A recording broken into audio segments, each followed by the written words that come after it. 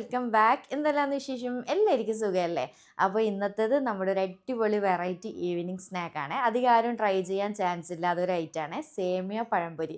അതായത് പഴംപൊരി തന്നെ സേമിയയും കൂടി വെച്ചിട്ട് ഒരു വെറൈറ്റി ആയിട്ട് ചെയ്തെടുത്തതാണ് കേട്ടോ. എനിക്ക് തോന്നുന്നു മിക്ക ആളുകളും ട്രൈ ചെയ്യാൻ ചാൻസ് ഇല്ല, കാരണം യൂട്യൂബിലൊന്നും ഈ ഒരു റെസിപ്പി അങ്ങനെ ഞാൻ കണ്ടിട്ടൊന്നുമില്ല. നിങ്ങൾ ഇതിന് മുന്നേ ഉണ്ടാക്കിയിട്ടുണ്ടെന്നുണ്ടെങ്കിൽ ജസ്റ്റ് താഴെ ഒന്ന് കമൻറ്റ് ചെയ്യുക കേട്ടോ. നല്ല വെറൈറ്റിയാണ്, അടിപൊളി ടേസ്റ്റാണ്. ഓവറോൾ ഒരു 10 മിനിറ്റ് പോലും വേണ്ട ഇത് ഉണ്ടാക്കാൻ വേണ്ടിയിട്ട്. സാധാരണ പഴംപൊരിൻ്റെ ഒന്നും മെനക്കെടൊന്നും ഇല്ല കേട്ടോ.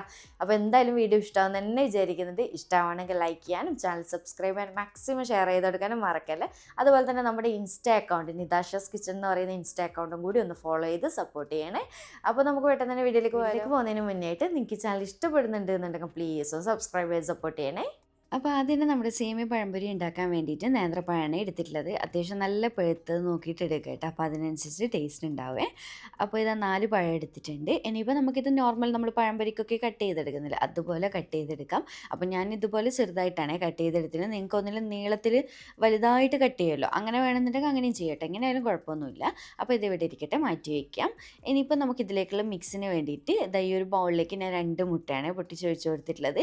ഇതിലേക്ക് മധുരത്തിന് ആവശ്യമായിട്ടുള്ള പഞ്ചസാര ചേർക്കണം. അപ്പോൾ ഒരു മുട്ടയ്ക്ക് 2 ടേബിൾ സ്പൂൺ എന്നുള്ള രീതിയിൽ 4 ടേബിൾ സ്പൂൺ പഞ്ചസാരയാണ് ഇട്ട് കൊടുക്കുന്നത്.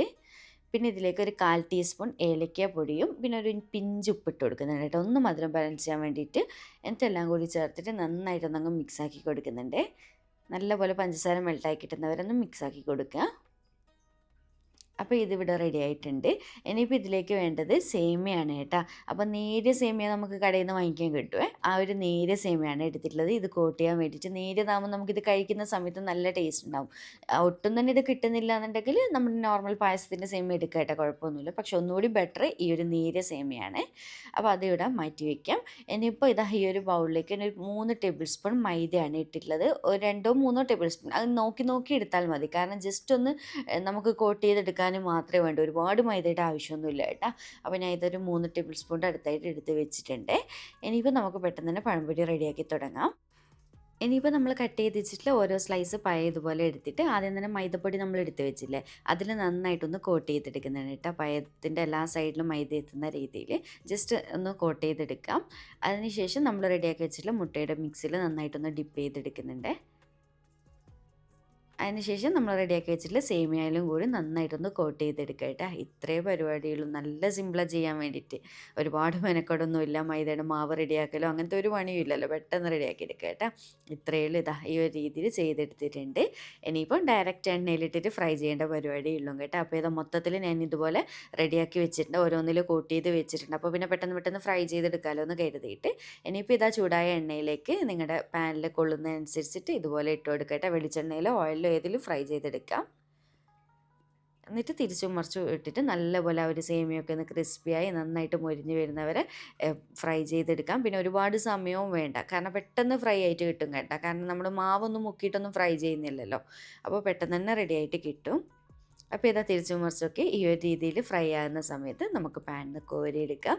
ഇത്രയേ ഉള്ളൂ, നല്ല സിമ്പിളല്ലേ ചെയ്യാൻ വേണ്ടിയിട്ട്, നല്ല ടേസ്റ്റുമാണ്. കാണാൻ ഭയങ്കര ഒരു പ്രത്യേക മൊഞ്ചാണ് കേട്ടോ.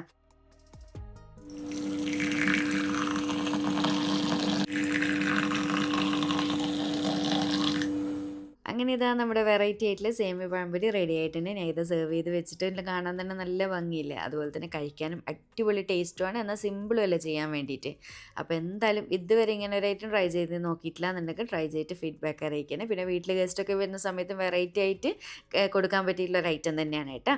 അപ്പോൾ വീഡിയോ ഇഷ്ടമാണെന്ന് തന്നെ വിചാരിക്കുന്നുണ്ട്. ഇഷ്ടമാണെങ്കിൽ ലൈക്ക് ചെയ്യാനും ചാനൽ സബ്സ്ക്രൈബ് ചെയ്യാനും മാക്സിമം ഒന്ന് ഷെയർ ചെയ്തെടുക്കാനും മറക്കല്ലേ. വീണ്ടും ഒരു അടിപൊളി വീഡിയോ ആയിട്ട് കാണാം. താങ്ക്